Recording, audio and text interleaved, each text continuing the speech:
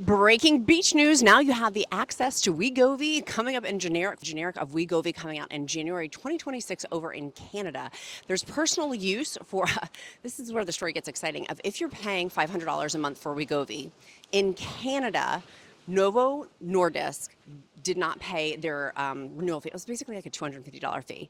And then they got a notice in 2019 from the Canadian Patent Office, sent to Novo Nordisk a letter that if they didn't receive the fee, it was going to be $450. They let it lapse for whatever reason, and they, meaning Novo Nordisk, and now it will be available as generic in January 2026. So my friends, if you have been stressing, and you're Canadian, about the cost of Wegovy and what you're going to do, one of the best things that you can do, I'm trying not to get in the waves here, one of the best things that you can do is it could potentially be personal use, 90 days, $70 a month.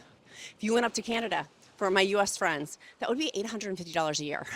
If it was $70 a month, versus paying the $500 right now, which is $6,000 a year. So if you even just do the math on this is where I got it. I was like so pumped about it, of even just doing the math on it, about $6,000 a year versus $840 a year by going up to Canada, even with your travel expenses and things like that. Now, this is where it gets interesting, is that the US borders will not enable mass quantities to come in. So that's where this does get interesting, is with mass quantities, that wouldn't probably be realistic to be able to get of where companies, I'm curious how this will play out, but for personal use, 90 days, $70 a month potentially, right? This is all potentially, but it's January 2026. As I'm filming this is actually in June 2025. So it's the potential of having this in the next 6 months, 7 months. If you were worried about this is a great option for you to be able to have in terms of cost savings, if you were concerned about this, particularly if you're on the tip of the US, of being able to get your medication. Now, Novo Nordisk released a statement to Fortune magazine saying it was intentional and not a mistake that the patent did lapse, which the accountant and I have gone back and forth on this. He's like, it's billions and billions and billions of dollars of this potential mistake. That's where it gets curious about, was it really a potential mistake or not? But it does pose this question then, will it make the United States be able to have generic drugs? I don't think so. The accountant and I don't from our personal opinion, don't think so. However, it does pose shifts to legislation, and it's called Section 804 of importing tax. It would lower price of generic drugs, and that potentially, who knows what that would do about the importation of generic drugs. What would happen then with those laws? So this is very exciting. We're living in I told you guys, buckle your seatbelts and make sure that you click that subscribe button if you haven't already done so, so you can stay tuned for all these news stories, and then the options of how this can save you with your pocketbook, your health, and continue to be on GLP-1 medications as we continue to see different changes with pricing as we continue to go along our GLP-1 journey. So what this means and what you can do in terms of budgeting and cost savings is that with the $70 per month, potentially, and obviously that could be less or that could be more, but with that cost savings, that could be huge for you. I mean, this is where I said earlier with compound folks, don't worry. Results will come because things continuously change and continuously evolve within the GLP-1 community. And so that's one of the things I really want to encourage you is, if you're stressing out about compounds or things like that, these situations over the last 2.5 years of my experience of watching, never medical advice, simply my own experience, strength, and hope, tend to work themselves out eventually. And this is one of the solutions that's not ideal, but it is a viable solution for our Canadian friends, and particularly if you live in the upper part of the US. One of the interesting options is the legislation that they're going to be creating with it as well. Will this mean for more import legislation? I don't know. I'm not throwing my hat in that ring at all because that's not my level of expertise. But what I do know is that it could mean ripple effects when we look at the GLP-1 community in whole, that potentially also helps out people who are on Mounjaro, helps out people on Zepbound, because it's in the entire GLP-1 marketplace that it can potentially help out with too, which is one of the things I want to encourage you to think about, is it helps the entire ripple across the pond with it as well. And so the Duke just came back with this little surfboard. So I really want to encourage you with that too, of like, I always go back to things you can focus in on, things you can change, and things you can't, and the wisdom to know the difference of those, of what can you focus in on. This is interesting. I was tempted. I was like, I have a valid passport. Would I be able to fly in, fly out of Canada? Not that I'm doing that by any means, but thinking in terms of if somebody was, how much would a flight cost? How much would that cost savings be if I flew in for the day and then flew out to be able to get a 90-day supply if it was $70 a month? I think that that creates an interesting dynamic. And the fact that this is where my husband and I have been talking about too, about how Novo Nordisk intentionally said that they let it lapse. I don't think so. I think it was, I think, my personal opinion, I think it was a big mistake. Like, it was a big mistake that happened because this is where my husband and I were debating this, and I'm curious your thoughts. Tell me down in the comments of going back and forth of it's multi-billion dollars, billions and billions and billions of dollars with it as well. Okay, the beach got too noisy. One of the important parts of this story is to give credit where credit's due. Derek Lowe from science.org was the person who broke this story, which then got picked up by Fortune magazine. Within Derek Lowe, this is him writing about this, and again, I'll cite all this down in the description link below. One of the things was for US, when is the generic going to be available for semaglutide? So for Wegovy and for Ozempic, it's not till 2032 before we start talking about semaglutide's patent protection. But this is the huge thing with the Canadian market, is with the cross-border demand. And Novo Nordisk is going to have to decide next year, January 2026, y'all, that's not far off. When I'm filming this is the end of June, mid-end of June. And so this is fascinating. This is fascinating to me because this is going to affect a lot of people in terms of our pocketbooks. The other interesting part about this article or breaking story that Derek Lowe discovered was that once the patent has lapsed in Canada, it can never be revived. So it's not like you can go back and do like reverse Uno oopsies. Like, once it's done, it's done. And so that's interesting. Obviously, I'm sure the person who did this is where I'm like, I'm sure that this was a mistake. To me, I feel like it's very much a mistake, but they're saying that it's not. But I don't understand how it was not a mistake. In terms of like billions of dollars, like, to me, if you know, and I know that there's so many smart people in the Countess of Shopping community, tell me in the comments below. But intellectual property decisions are carefully considered at a global level. Periods of exclusivity for pharmaceutical products and end as part of their normal life cycle, and generic treatments may become available over time. And this was Sandoz CEO Richard Saynor told Endpoints in an interview earlier. He said, I'm sure someone lost their job, but never mind. It's the second largest semaglutide market in the world. Like, so many of you are from Canada. That is bonkers to me. So the company will confirm that the protection, it does, the semaglutide regulatory submission in Canada will expire in 2026. For Ozempic patents, US is in 2032, the expiration, Japan 2031, Europe 2031, according to Novo Nordisk's most recent annual report too. Last year, Novo Nordisk generated $19 billion in global Ozempic sales and about $9 billion in Wegovy sales. In Canada, the retail pharmacies there booked Ozempic sales of 2.5 billion Canadian dollars. Since we are at the beach, one of the things I absolutely had to brag on was BIOptimizers magnesium breakthrough in terms of sleep. If you are having sleep challenges, oh my goodness, more than 70% of people are magnesium deficient. I was taking a magnesium with one type of magnesium in the pill. BIOptimizers magnesium breakthrough actually has 7 types. Their drink mix has 8 types. I'm going to link down below on Amazon. Use my link. Make sure you use my link because there are some bad actors on Amazon. Make sure you're using my proper link to go to the right spot. But I have a discount code Countess, COUNTESS. It's my name, Countess of Shopping, on Amazon for all BIOptimizers products. So use that discount code, stock up if you want on Amazon, but just make sure you're using my link down in the description link below. And then you can also check and cite my sources for all these stories that I've been sharing. But Magnesium Breakthrough has been so helpful for me here at the beach with my sleep. Also, I'm still actively working out, actually probably more so in the ocean. I really have been sore. And so it's been so helpful with my BIOptimizers Magnesium Breakthrough as I continue to lift and as I continue to have muscle recovery and the needs for muscle recovery now that I'm building it.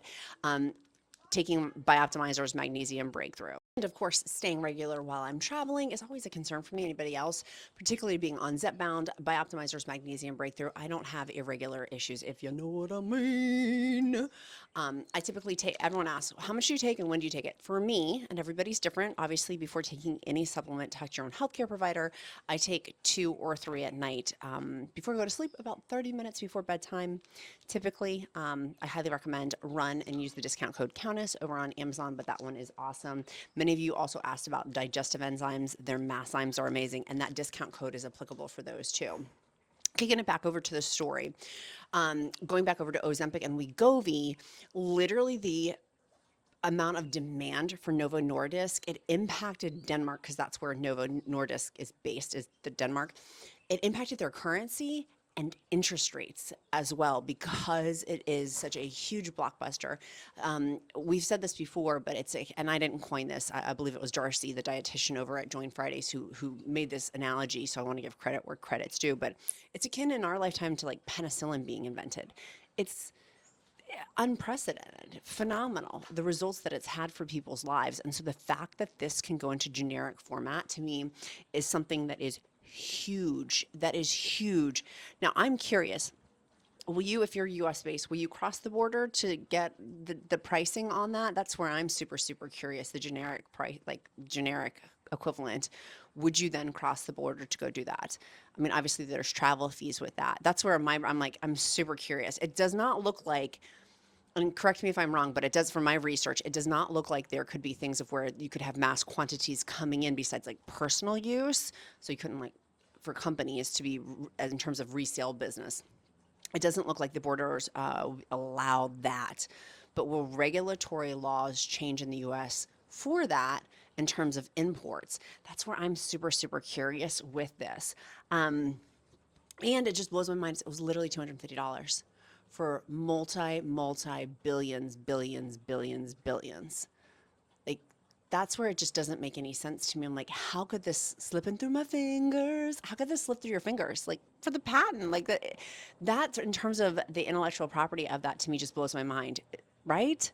I really want to interview a patent attorney because I have so many questions. Other interesting comments some people have made on this too that I wanted to make sure that I mentioned. My hair is so messy from the beach. Was the oral formulation. Is that something that Novo Nordisk, by the way, they can't brought me my protein shake. How sweet was that? For my strength, the oral formulation, if that is factoring into this blunder or miscalculation, I don't know, but I think that that's an interesting point someone made. And also someone else made, and by the way, if you're in my free encouragement group, it's countessofshopping.com/group, GRUP. We're having these conversations because Facebook as of today, shut down my private Facebook group. So make sure if you're not going to find it, and most of all of the GLP-1 groups, if they had more than 1,000 group members, got shut down today too. So, and I'm filming this near the end of June. So FYI, if you haven't joined my group, it's private. It's through Circle, and it's been awesome. And we're having this conversation. So one was about the oral formulation. A couple of other points that I thought were really, really helpful and interesting on this generic component for Wegovy and Ozempic is that someone was saying the strategy is not uncommon, actually, that Novo Nordisk had the COM patent in Canada filed March 2006 and expired March 2026. PTE in Canada, called CSP, is capped at 2 years. Number 2, patent was allowed to lapse in 2017, failure to pay the maintenance fee. Number 3, Ozempic launched in Canada in 2018. And number 4, regulatory exclusivity for Ozempic expires in January 2026, 8 years from approval. This person saying, if Novo Nordisk did the math 1 year before launch and decided that an additional 2 years of PTE was not worth 8 years of price reduction by the PRB. Now, in hindsight, we can see whether their commercial assessment was correct, but this was not a, quote, mistake in the sense of that someone at Novo Nordisk didn't do their job or missed the date, if that makes sense. Because that's what I thought it was. I was like, someone just completely messed up on their job. And so that's an interesting point for them, too. Derek Lowe, the person at science.org magazine, which I believe is the one who broke the story. Correct me if I'm wrong. You guys know I demand of myself to be factually accurate and will correct myself if I'm not. but he looks like he's the one who broke the story. It had another interesting article, which I will also link below, that came out on June 16th. This initial article came out, I believe, on June 10th. Yeah, June 10th, 2025, about this information. And then it got picked up by mainstream media with Fortune magazine. But Derek Lowe wrote an article on June 16th about AI effects on drug patents. So we're talking about patents here in terms of Wegovy, Ozempic, but this will also be affecting Mounjaro, Eli Lilly's Mounjaro, Zepbound, which is Tirzepatide as the active ingredient, about how the intersection of AI-driven drug discovery and patent law are intersecting, I had never even thought about this, to be honest. You guys know I love talking about AI and how we can use it for good. There's a lot of scary berry things, but there was a lot of scary berry things with the radio, scary berry things with the television, like scary berry things with when movie pictures came out in black and white. Like there can be scary berry stuff, but in this, the authors from BU and Duke Law School analyze patent applications from AI-driven companies and find that they appear to be filed with notably smaller amounts of real-world, I'm going to mess this up in pronouncing it, ASSAYS, and data behind them compared to more traditional drug patents. The worry is not that AI or not, these applications may be prematurely disclosing compounds that other researchers are going to have to find ways to work around in the future, because these examples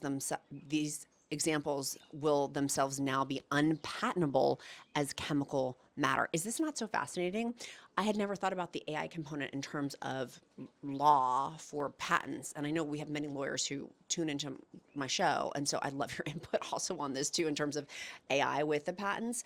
The authors do find that patent applications from the AI native companies have significantly less in vivo data. It's animal ASSAYS. I'm sorry, I'm not pronouncing that properly. They have less in animal assays in them than other companies, but they note that they are not sure if this is due to AI itself or that AI is integrated into the drug discovery process. Y'all, like, that is blowing my mind, but it makes sense of how AI is rapidly in the next year, from the time I put this video out versus the next year, of where AI is going versus where we have it now versus where it's going to be going in terms of patent law.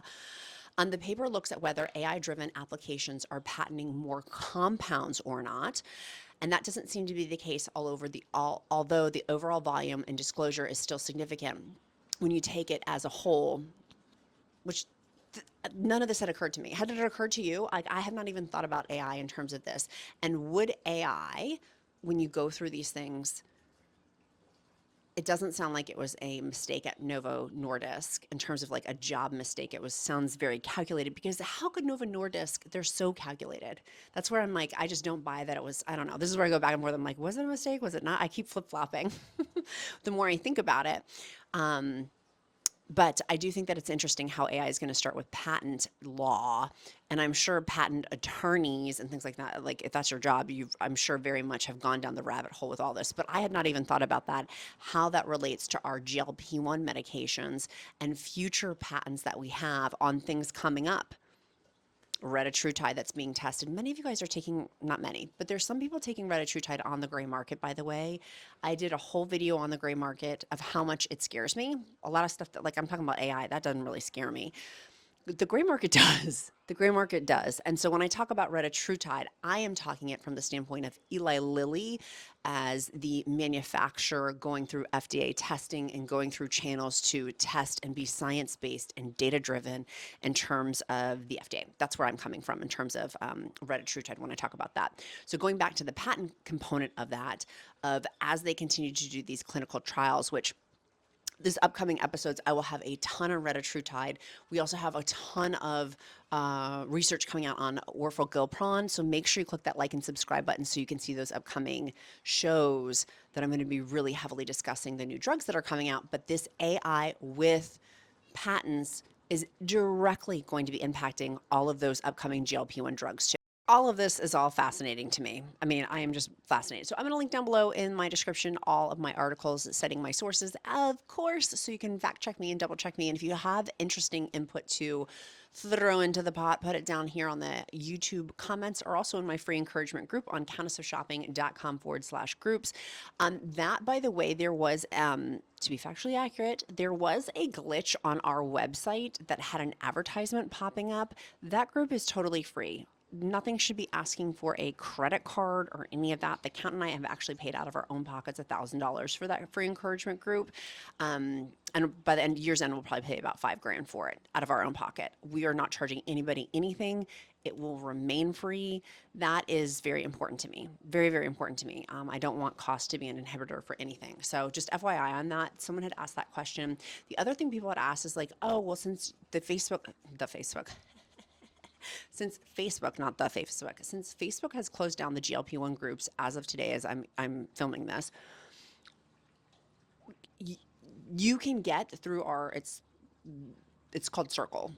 Through Circle, you can get the app on your phone or you can use the website. The app will give you notifications for stuff. So we have in there recipes. The beautiful Danielle has posted a ton of recipes recently. I cannot wait to cook them. Many group members are posting GLP-1 recipes of like dinners, lunches, snacks, things like that. The Count has a whole section just for news, and so he's posting stuff over there. I have my own section, the Countess section, and then there's this huge check-in for group members of where we can discuss things, and it's a big thread. So it's different, but it's really well organized in terms of there's no Facebook right now for GLP-1 groups. I suspect that Facebook will bring some of these groups back, but mine was eliminated, and that's the second time it's been eliminated. They keep censoring comments. It is the most bizarro cuckoo puff world we live in, and so I'm taking my bat and I'm leaving. I'm like, I'm not investing any more time there. And our group has thousands of people over on countessofshopping.com/group, and it's awesome. And that is where I will be investing my time. You do you, boo. But for me, I'd rather do this and just check it in the morning and evening. Some people are like, oh, I don't want to do the app to get the notifications. You can change those to make it to your preference. But if you don't want the notifications, great, then just check it on the website in the morning and the evening. It's really cool. It's a really, really cool feature. And someone had asked about us doing a free live or like a get together virtually. Yeah, we're absolutely going to be doing that. When I'm done traveling, we absolutely get me through Prime, Amazon Prime Day, July 8th through the 11th. You guys know I will be the one. I have been prepping for this for months. Truth be told, months and months and months. I've been prepping for this since March, February, like y'all know I'm your Amazon queen. So make sure you tune in here also on July 8th. I will have at 3 a.m. Eastern Standard Time, the deals roll out. So I will be here on Countess of Shopping YouTube at 4 a.m. with an updated video of all of my top picks. I got a lot of goodies for you. A lot. My lips are sealed, didn't tell them, but there's some amazing stuff you don't want to miss here at Countess of Shopping on July 8th. Mark your calendar, 4 a.m. Eastern Standard Time, 1 a.m. West Coast Pacific Time. My sweet friends, okay, so accountability question, what are you doing today to move you closer to your goals? Tell me down in the comments below. Number 2, your emoji of the day. I'm like, what's O Canada? What is an emoji of the day that I can be that's Canadian? Do they have a moose emoji? If they don't, an equivalent to a moose emoji. In the U.S. it's eagle. What's your country's mascot? Where's this eagle in the U.S.? Now I feel like an idiot. We're gonna make moose the emoji of the day, and I do emojis of the day. It's a quick way to get to know you better because I care of someone who's watched this far. If you've watched this far in the video, then you're one of my besties. And it's also my bat signal to pray over you. If you don't believe in prayer, I'll uplift you in positive thought because all are welcome at the Countess of Shopping table. My beautiful friends, be kind to yourself, be kind to others. I'm going to go in the pool right now. The Count's down there. We just got back from the beach. And then we're going to go to the aquarium here in the Outer Banks. Be kind to yourself. Be kind to others. I'm Countess of Shopping. Count my blessings because life is delicious. I love you guys so super much. I'll see you tomorrow. Bye, guys. Don't forget to click that like and subscribe.